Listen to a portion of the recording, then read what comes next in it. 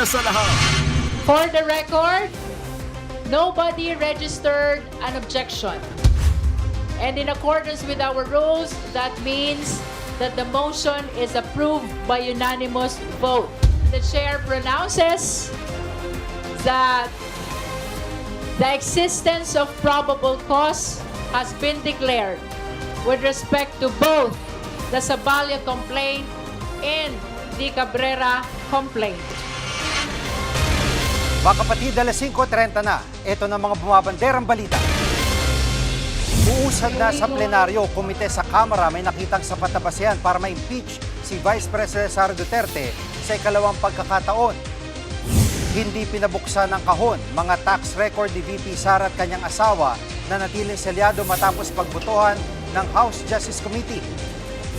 Paano mapapauwi si Pangulong Bongbong Marcos? Pwede kausapin si French President Emmanuel Macron para ma-deport si Zaldico ayon sa eksperto sa international law.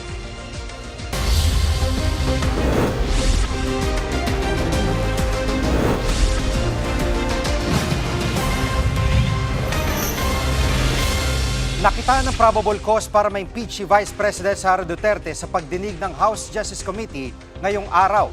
Live mula sa Batasang Pambansa, nangunguna sa balita si News 5 House Correspondent Marian Enriquez. Marian, paano bumoto ang mga miyembro ng komite?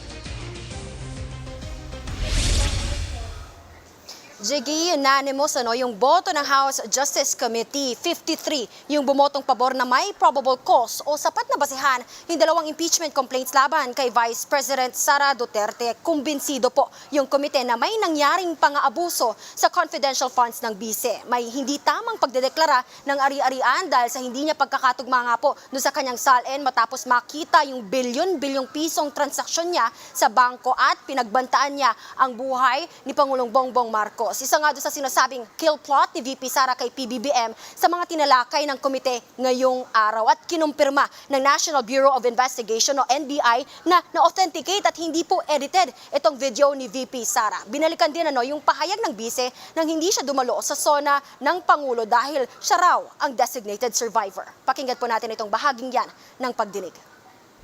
I-ensure po namin na hindi po siya edited or spliced or AI generated, Your Honor. Sa akin po, ito ang pinakamalalang ground for impeachment. Dahil pinakita nito ang kawalan ng tamang pag-iisip. Hindi lamang pagbabanta sa buhay ng Pangulo, ang ating nasaksihan noong gabing yon, kung hindi ang lagim na kinakaharap ng ating bayan sa ilalim ng isa na namang Duterte. There's no room for interpretation, hindi mo na kailangang ipaliwanag. Ang application nga namin, that is a threat. That is an actual threat to the President and to the wife and the former Speaker. This is an impeachable offense which violates the Constitution. Thus, it is betrayal of public trust. At Marian, ano nangyari dun sa green box na naglalaman ng ITR ni na VP Sara at Attorney Man Scarpio? Jiggy, hindi na nga binuksan ng House Justice Committee itong kahon ng BIR na naglalaman ng income tax returns o ITRs ni VP Sara at ng kanyang mister na si Attorney Man Scarpio. 6 lang yung bumotong pabor sa pagbubukas nga nito at 38 o 38 yung tumutol. Noong nakaraang linggo, Jiggy, kung maalala ninyo, na hindi mo na ito binuksan ng komite matapos sabihin ng BIR na posibleng may malabag na batas. Pwede lang daw kasing isa publiko itong tax records in aid of legislation at sa loob po ng isang executive session. Para sa ilang kongresista, mas mainam na sa Senado na lang ito buksan. Pakinggan po natin itong kanilang mga pahayag. Opening this box might trigger another petition in the court to again stop the proceedings. So, sa akin pong palagay at pananaw, Madam Chair, ang posisyon ko po, pag tayo po ay magbobotahan, sa Senado na lang po natin buksan itong mahiwagang green box na to. So I dare the committee to open the box, but with a caveat, siguraduhin niyo po na hindi kayo nakalalabag sa batas. Dapat pong mabuksan ang box na yan Dahil pag hindi nabuksan yan, parang tayo ang gumawa ng betrayal of public trust.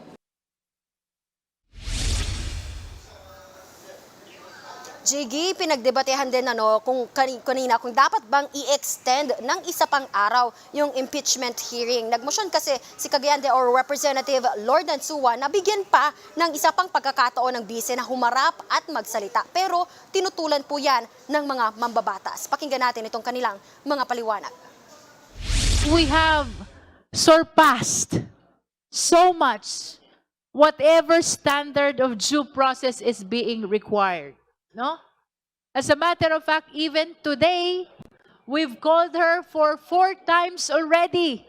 Bakit natin bibigyan ng makeup class kung mahilig naman mag-cutting classes? Doon na siya sa Senado magpaliwanag. Tama na po ang spirit of the glass. Hindi natin pinapakawalan ang pagre-reserba mismo ng upuan sa respondent. Ibig sabihin, laging bukas ang pagkakataon na magpresenta ng evidence, ng counter-evidence at sumagot mismo ang vice-presidente sa mga seryoso na aligasyon laban sa kanya.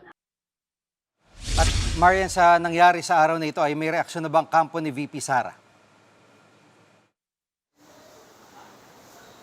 Jiggy, naglabas nga ng pahayag yung kampo ni VP Sara. Inasahan na raw nila na ito yung magiging resulta ng botohan. Wala pang pahayag mula mismo kay VP Sara. Jiggy. At anong susunod na mangyayari sa impeachment? Jiggy, i-consolidate muna itong dalawang reklamo para bumuo ng Articles of Impeachment. At sa Lunes, May 4, muling magpupulong yung Justice Committee para aprubahan yung committee report at ang Articles of Impeachment. At oras po na maaprubahan ito at ma-refer na nga sa plenaryo, bibigyan ng kopya yung lahat ng mga kongresista, mga complainant at maging ang respondent na si VP Sara. At maaaring sa May 11 po ay pagbobotohan na sa plenaryo ng lahat ng mga kongresista kung i-impeach muli si VP Sara. Yan muna ang latest. Dito sa Kamara, balik sa'yo, Jiggy. Yan ang ulat ni Marian Enriquez live mula sa Batasang Pambansa. Tingin ng ilang eksperto sa batas, mas matatagalan pa ang pagpapauwi kay dating Congressman Zaldico, lalo't humiling siya ngayon ng political asylum sa France. Live mula sa TV5 Media Center, nangungun sa balita si News 5 Justice Correspondent Camille Samonte. Camille, anong latest update sa asylum application ni Zaldico? Jiggy, nakapulong ngayong araw ni Pangulong Bongbong Marcos ang ambassador ng France at ang envoy ng Czech Republic. Pero ayon sa palasyo, hindi hinaling ng Pangulo na harangin ng France ang political asylum application ni Zaldico. Hindi raw manghihimasok ang Pangulo sa desisyon ng isang bansa. Pero hiniling ng Pangulo na magbigay ng karagdagang impormasyon kung bakit pinalaya si Ko sa Czech Republic. Ang palasyo ang unang nagbalita na humihingi umano ng asylum si Ko sa France. Ang asylum ay proteksyong ibinibigay ng isang bansa sa isang dayuhang tumakas sa kanyang bansa dahil sa banta sa kanyang buhay, kalayaan o kaligtasan. Mahaba-haba ang proseso ng asylum application. Sa France, ang asylum claims ay sinusuri ng Office for the Protection of Refugees and Stateless Persons. Posible itong tumagal ng 6 na buwan at mas mahaba pa. Depende kung gaano komplikado ang kaso. Kailangan patunayan ni Ko na biktima siya ng political persecution. Hindi sasapat na dahilan ang kinahaharap niyang kaso rito sa Pilipinas. Kung di siya pagbigyan, pwede pa rin naman niya itong iapila. Pero kung mapagtibay na denied ang kanyang asylum application, pwede siyang ipa-deport pabalik sa huling bansang pinanggalingan niya. Alinsunod yan sa international rule na tinatawag na non-refoulement. Sa ilalim niyan, hindi siya pwedeng ibalik sa sarili niyang bansa kung saan may banta sa kanyang buhay o kalayaan kahit denied ang kanyang asylum application. Jiggy? At Camille, ano pang ibang legal options ang ating gobyerno para mapauwi sa Pilipinas si Zaldico? Gigi, ayon sa international law expert na si Attorney Rodel Taton, diplomatic channels ang pinakamabilis pa ring paraan para mapabalik ng bansa si Ko. Pwede raw kausapin mismo ni Pangulong Bongbong Marcos si French President Emmanuel Macron. Wala kasing extradition treaty ang Pilipinas at France, kaya pwede raw na idaan na lang ito sa pamamagitan ng bilateral cooperation. Pwede rin daw i-request ang deportation ni Ko kapag hindi naaprubahan ang kanyang asylum application. Pakinggan natin ang pahayag ni Attorney Taton. The Philippines has to prove really that there are causes for prosecution, and this is not a case of persecution but rather a case of prosecution for graft and malversation charges.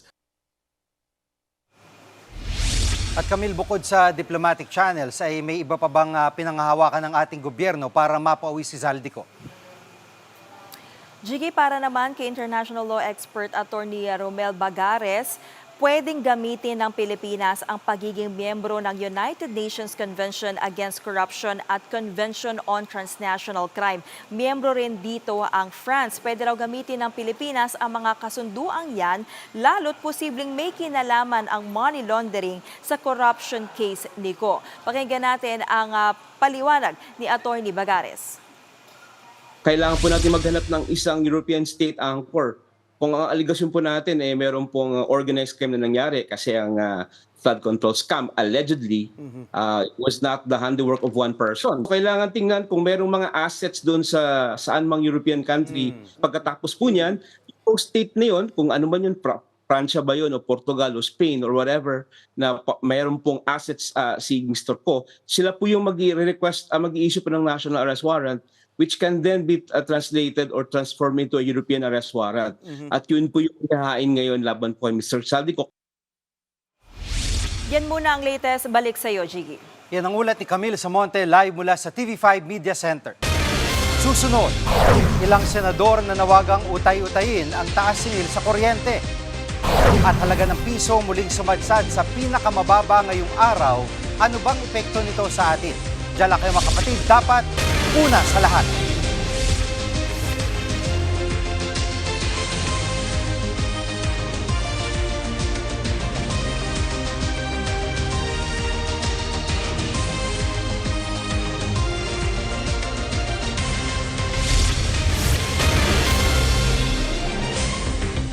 Mga kapatid, Jig Manikad po, pagdating sa mahalagang balita sa loob at labas ng bansa, dapat una sa lahat, mag-follow at mag-subscribe na sa social media pages ng News 5.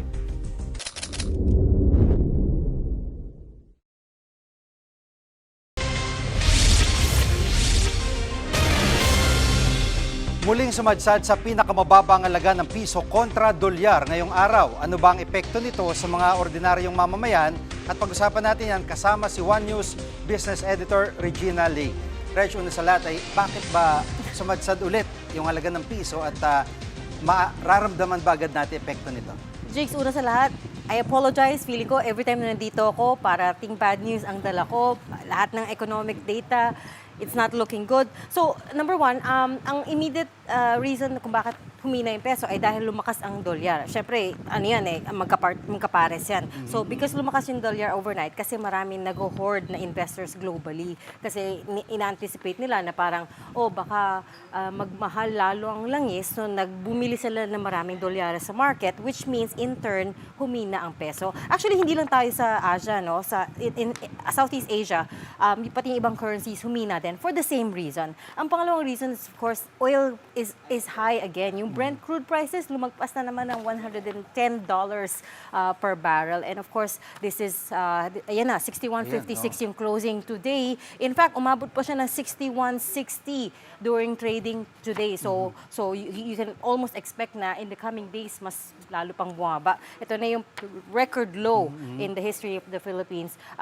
Yun nga, so Brent crude is very expensive again dahil yung, hindi natin alam bukas ba yung Strait of Hormuz or hindi. Parang may ceasefire, pero some ships are able to go through, some are not. Oo, parang hindi sigurado. Ngayon, the bad news is, of course, every time bumababa ang peso, mas nagmamahal immediately ang langis because we pay for them in dollars. Lahat ng imports natin na crude sa Middle East or kung saan pa man yan galing, we pay for it in dollars. So kahit na hindi gumagalaw ang presyo ng langis, immediately tumataas kasi dollars so mas malaki yung babayaran natin. Potentially then tumaas ang singil sa kuryente. If you recall, yung generation charge ay umakyat na ng 52 centavos per kilowatt hour nung this month dahil nga sa pagkahina ng peso. So domino effect yan. Because yung ginagamit pang patakbo ng mga generators para maka-generate ng kuryente sa mga bahay-bahay is diesel, imported na fuel. Imported fuel. Tapos may coal din, nag-i-import din tayo ng Yes. coal. Lahat na lang in-import natin. Yun yung problema, no? And then, yun nga, nagiging domino effect siya. So, diesel is used in all industries, sa lahat.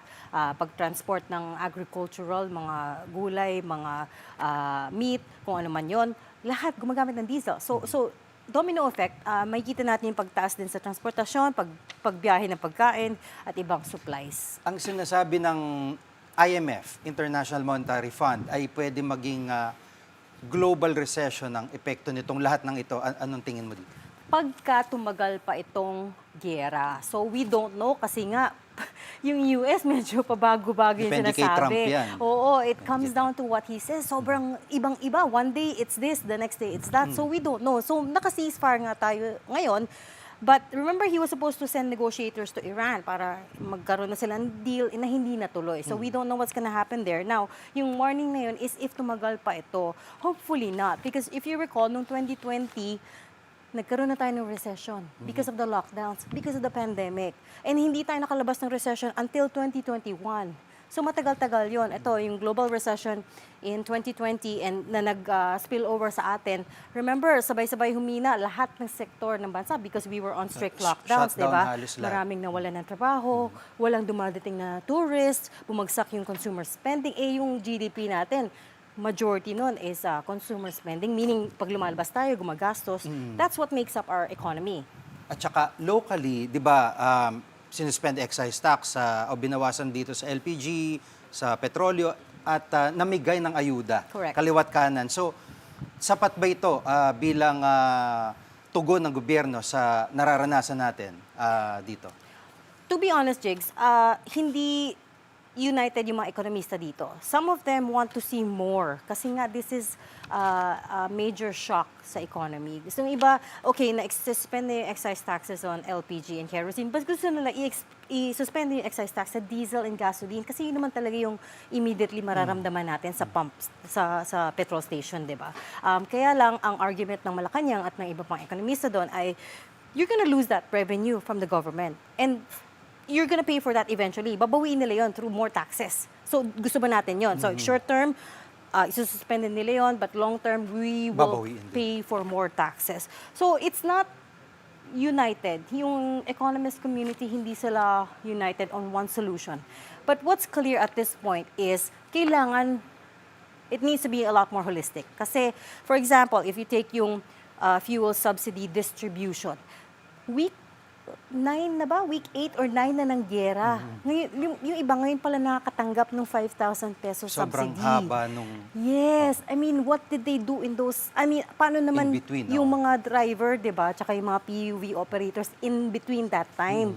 Ano yung ginawa nila? Hindi na lang sila namasada. So, it needs to be more holistic than this. Yung sinasabi ng iba. Kasi nga, wala tayong national ID. So, hindi ma-distribute immediately yung fuel subsidy. Ang dami, no? Maliit, malaki, talagang ito, ano ang pwede pang gawin ng gobyerno sa point of view ng isang expert na kagaya mo? Hindi naman expert, but you know, we've been covering the economy a long time. Pwede naman yung temporary suspension of excise taxes. Meron din yung ginawa na ng DOE, ng Department of Energy, which is to cap the profit margin ng oil companies. Meaning to say, hindi siya hard cap. Hindi nila sasabihin, okay, hanggang 100 pesos a barrel ka lang, pero i-base mo doon sa calculations nila in the previous week. And hanggang dito lang yung profit mo. Meaning, kikita ka pa rin, but within reason. Right? So that's one good thing that they did. That's one of the initiatives ng DOE, which is very good. And then, pangalawa is nag-order sila ng ibang langis sa ibang supply, Ibang Russia. sources. Hindi ko lang sure kung may iba pang bansa, pero for now, we know that Russia is one of Japan. the supplies. Kumuha sila, Japan, that's Japan. right. Nakakuha din tayo from India. Nagbigay yung India ng diesel. So that's good. It's getting more supplies.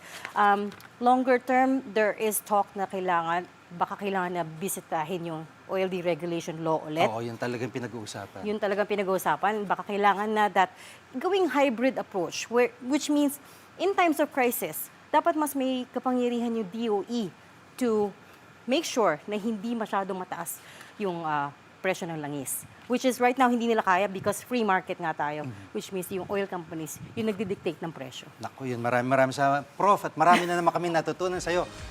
Prof. One News Business Editor, Regina Lee. Susunod, biglang paglobo ng singil sa kuryente, binusisi sa Senado. At pandaigdig ang presyo ng langis, muling sumipa, bakit kaya? Napag-usapan po natin kanina, huwag kayong bibitiw, dapat una sa lahat.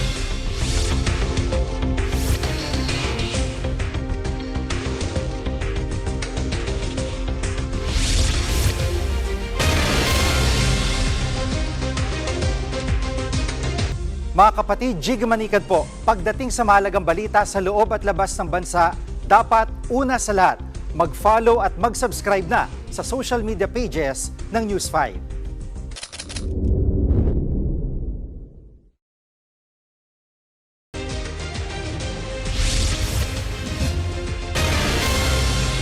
Binusisi sa pagdinig ng Senado ang biglang paglobo ng bayarin sa kuryente na kinagulat ng maraming consumer. Live mula sa TV5 Media Center, nangunguna sa balita si News 5 Cent correspondent Mean Las Bañas. Mean, ano nakikitang solusyon ng mga senador dito sa taas singil sa kuryente? Jiggy, alam mo, triple whammy. Ganyan isinalarawan ni Senator Win Gatchalian ang nararanasan ngayon ng ating mga kababayan dahil nga sabay-sabay yung pagtaas ng presyo ng petrolyo, kuryente at ilan pang mga bilihin. Kaya ang panawagan ngayon ni Senator Gatchalian bilang chairman ng Senate Subcommittee na Protect, baka daw pwedeng magpatupad ang Energy Regulatory Commission ng staggered payment o yung utay-utay na pagbabayad sa kuryente para naman daw hindi ganun kabigat sa bulsa ng ating mga kapatid, itong ang mga pagtataas ng kanilang mga bayarin. Bagay na ayon naman sa ERC ay pag-aaralan nila yung posibilidad na baka pwedeng mag-implement talaga ng staggered payment para sa kuryente. Narito ang bahagi ng pahayag ni Senator Win Gatchalian. Pakinggan natin, Jiggy. Panawagan sa ERC, huwag isabay yung pagtaas ng kuryente sa pagtaas ng petroleum, pagtaas ng bigas. Nakita ko, tumaas rin ang presyo ng bigas. Pakonti-konti, so triple whammy ang consumers natin, lalo na yung pinakamahirap natin mga kababayan. Kasi nung pandemic, ginawa na natin to no? If you remember, ng pandemic, may bill shock rin. At Mean, nando bang naging dahilan talaga kung bakit biglang lumobo ang singil sa kuryente? Alam mo, Jiggy, ang tanong mo, yan din ang tanong ng ilang mga senador sa pagdinig kanina. Partikular na tinanong ni Senator Amy Marcos, bakit tumaas yung generation cost ng Meralco na dahilan nga bakit din talaga lumobo yung ating mga electric bill ng mga consumers, pati na tayo. Ang paliwanag dyan ng Meralco ay dahil nga basically, ang driving force talaga dyan ay yung paghina ng piso kontra dolyar. So, bakit? Kasi yung binibiling fuel na ginagamit nga sa mga power plant ay in dollars ang denomination. So, habang humihina ang piso, mas malaki yung ibinabayad para sa fuel na yan.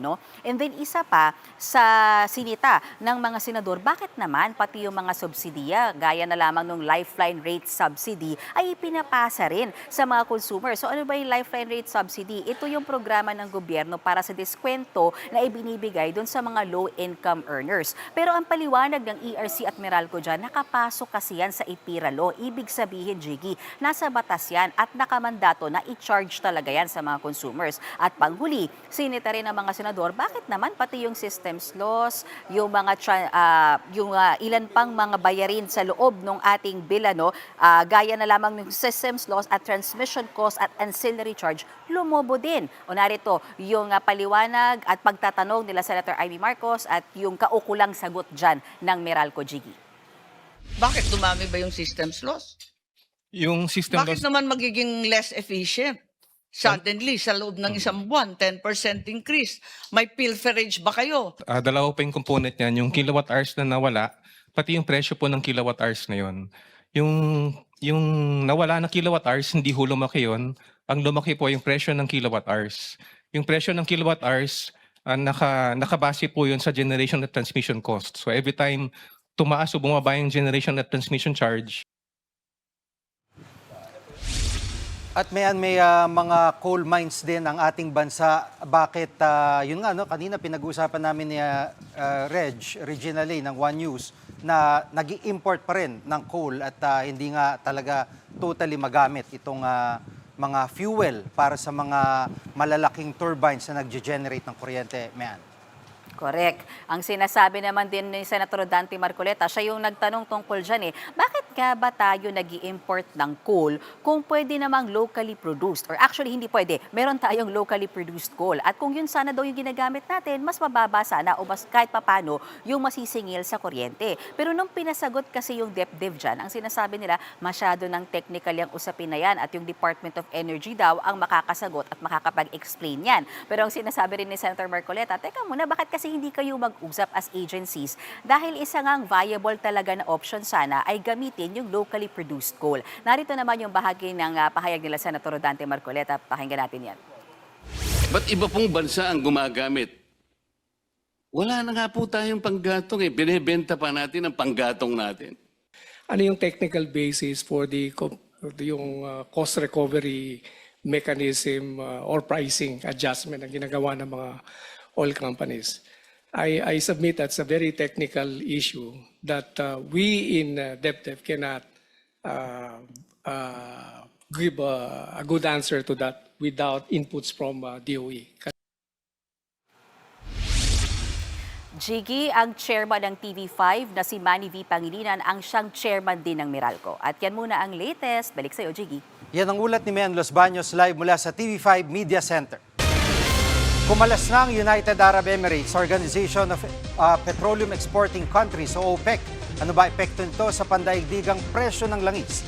Live mula sa EDSA Mandaluyong nangungun sa balita si News 5 Transportation Correspondent Gerard de la Peña. Gerard, ngayong kumalas na itong UAE sa OPEC, may nagbabadya ba o may implication ba ito sa taas presyo sa petrolyo? Alam mo, Jiggy, ayon doon sa mga industry players na nakausap natin, ang initial na reaksyon ng international market dito nga sa pagkalas ng United Arab Emirates dito sa OPEC, yung pagtataas ng presyo ng langis, Kasi para sa kanila, ang UAE kasi ito yung isa sa pinakamalaking oil producers among OPEC member countries, So kung mawawala ito, parang nabawasan din yung kanilang buffer o yung kanilang reserba. So ngayon ay nasa around $102 per barrel yung crude oil mula sa around 98 or 99 kahapon. So dahil dyan, based sa 2-day trading, average na 2-day trading, mukhang magkakaroon tayo ng oil price hike next week. Piso hanggang 3 piso para sa kada litro ng diesel at piso hanggang 2 piso naman sa kada litro ng gasolina.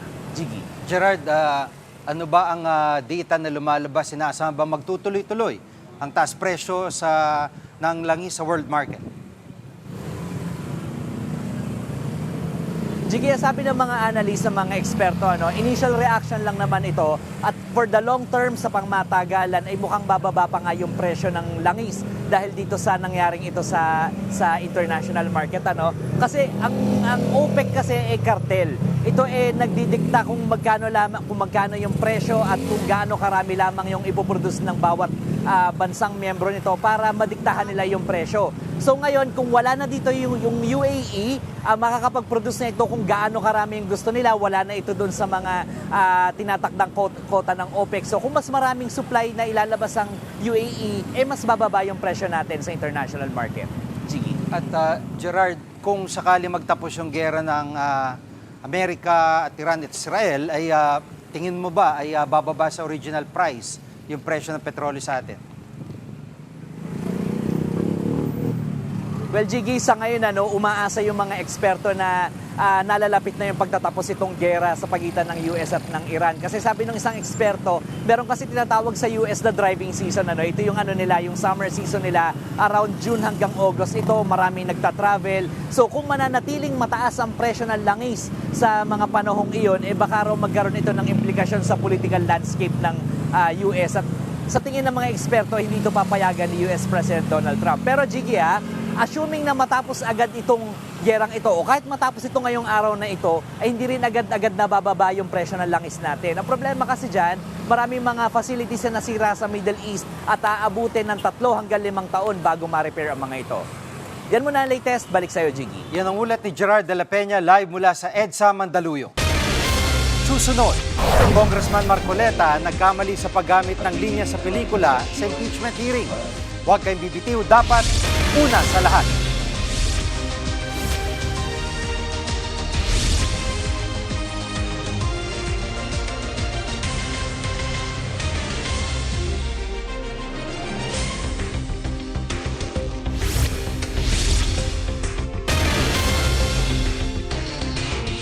Mga kapatid, Jig Manikad po. Pagdating sa mahalagang balita sa loob at labas ng bansa, dapat una sa lahat, mag-follow at mag-subscribe na sa social media pages ng News 5.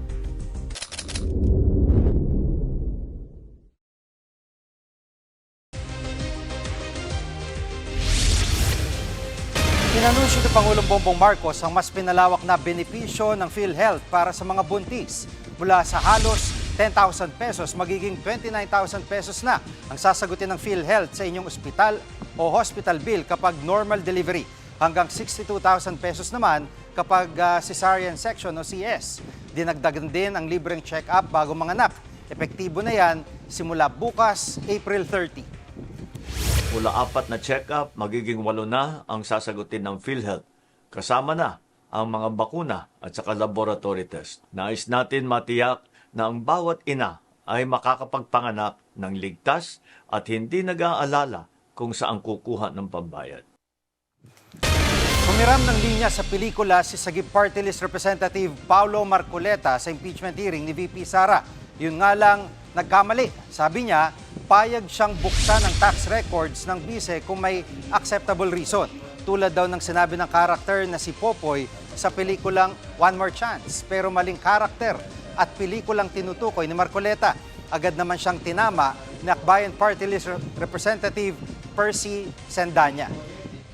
At sinabi rin po ni Popoy sa pelikula, I deserve an explanation. I deserve an acceptable reason. Siguraduhin niyo po na kung bubuksan niyo yan, meron po kayong acceptable reason. Hindi po siya kay Popoy, linawin ko lang po. Ito po ay kay Papa P, kay Piolo Pascual sa pelikulang Starting Over Again. And I hope that as we decide on this matter, this will not lead us to starting over again. Magkape na lang sila ni Kong Paulo at Kong Percy. Kami ang inyong mga kapatid sa Balitan at Public Service, dapat una sa lahat. Abangan niyo po ulit kami bukas dito sa TV5, 1PH, RPTV, True TV at 105.9 True FM.